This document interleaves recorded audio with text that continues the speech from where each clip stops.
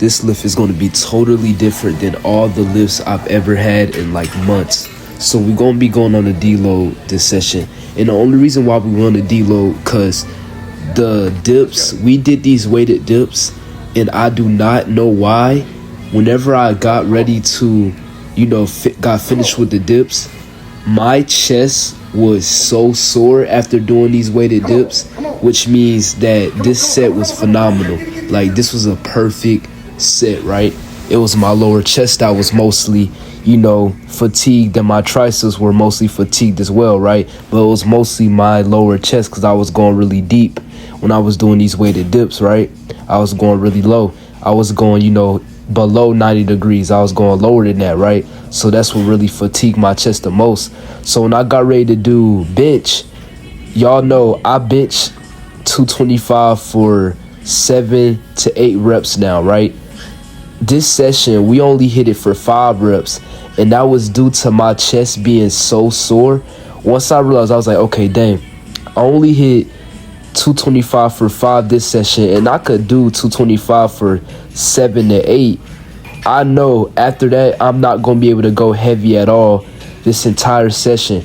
And I did this weight right here. This weight, as of here, this weight is not even heavy. Like, I shouldn't even been able to even hit this weight for that much reps. I was supposed to be able to at least hit this weight for 10 reps or weight for 10 reps or more. But it's due to fatigue and how, sore my chest is. And if y'all wondering, well, did you rest in between that set to get into that? Yeah, I did. I rested for like 6 minutes or probably longer than that, just to make sure, and my chest is still sore. So another thing, when we did the incline dumbbell, I rested for 3 minutes. I was like, I'm not trying to rest any longer than that. I tried to do 100s on the incline, and I only hit it for 2 reps. As those of y'all know, if y'all been watching, y'all could go to my YouTube shorts or videos below this. I hit the 100s for 4 reps, and I hit 105 on dumbbell bench for 2 reps last week. So last week, I had an incline dumbbell bench PR. It was 105 for 2. This session, we was only doing the 90s and the 80s and the 85s. Well, no, we only did the 90s and the 85s. Yeah, that's what we did.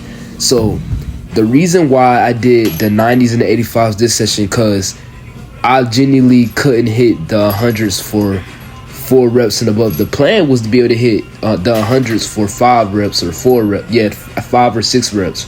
But it didn't go as planned. So next chest day, since we don't want to deal with something like this, in between every single movement that I would say is important, like next session, I'm going to bench first. So if I bench first, I'll be able to at least hit 9 reps on 225 that session. So at least 8 to 9 reps on 225 the next session. So y'all, the next chest day, I will be going back to, my normal strength again. But this session was honestly, it wasn't a bad session. I trained hard. It was satisfying. Everything went perfectly. Well, intensity-wise, but strength-wise, everything went downhill, like completely. I tried to do every movement I tried to go heavy on that I normally was able to hit for 3 to 4 reps. I wasn't even able to rep that weight for more than like 3 reps. I was mostly only being able to hit the weights that I rep easily for only 2. Like weights that I'm hitting for 3 to 4 reps, I'm hitting it for 2 reps today. So I was like, you know what? Let's go on the deload. We just gonna go light today, and we gonna train beyond failure like we always do. But we just gonna light. That's how y'all see me train so light on the pec flies, and I did so much reps. The reason why I did so much reps on the pec flies in the barbell rows is because I was underestimating my capabilities, because I felt so weak this day. I was like, you know what? I'm just gonna lower the weight. And I ended up hitting like a lot of reps on a weight that I thought that would be heavy, but it wasn't. So yeah, it's like this one right here, the barbell rows here. I could have went way heavier than this, but I didn't know that this was going to be light, because my lats, all that was sore from that first and that second set. So I was like, you know what? Yeah, we don't ever even do 3 sets of any exercise ever. We only do like 1 to 2 sets of exercise. But you know what? We was like, bump it, let's do more. It's just one thing about my training is I always like to do low volume, but there's some days where I would do like a mix of both high volume and low volume sessions. So I will call this a high volume session, which is okay because I have no problem training with a lot of sets and reps. But my training style is the 3 to 8 rep range or the 3 to 10 rep range. The rep range that I recommend everybody doing is that 3 to 8 rep range. Well, Anton, what happens if I hit 2 reps on the exercise? That's fine. You know, you always want to challenge yourself some weeks and go for PRs. So make sure on that second set, you at least aim for 6 to 8 reps on your second set, right? So if y'all ever end up hitting 2 reps or even 1 rep on the exercise, remember you always have a second set to deload and then go, you know, much lighter so you could do more reps, right? Beyond failure. So this session, as y'all know, everything was like, the thing about it is everything to the intensity, to the satisfaction. I would say the intensity portion was good because I trained hard, right? But you know, that's every session. I train hard every session. There's no time when I'm ever leaving in 1 rep in reserve ever, right? But it's just the strength portion of this training.